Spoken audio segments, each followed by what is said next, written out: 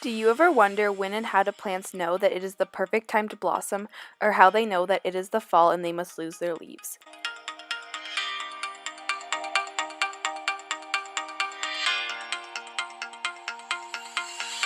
This had puzzled scientists for centuries until the 1930s when they had realized that plants could sense their surroundings. For angiosperms, they know when to blossom because of one gene. This gene is called Apatella 1.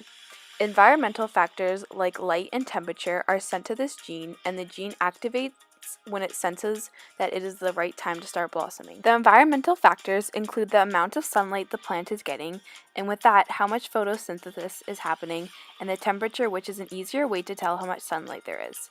Once the apatella is activated, it first commands the other genes to send a stop signal to the meristem to halt leaf production, and from there the meristems start producing flowers instead of leaves.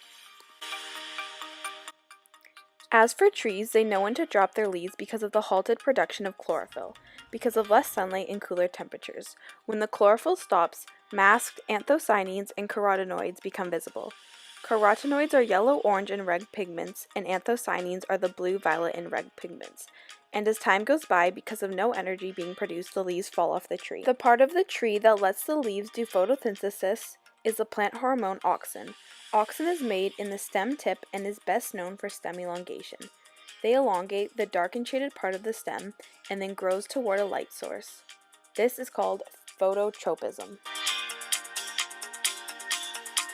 Plants blossoming and trees losing their leaves are both greatly affected by temperature.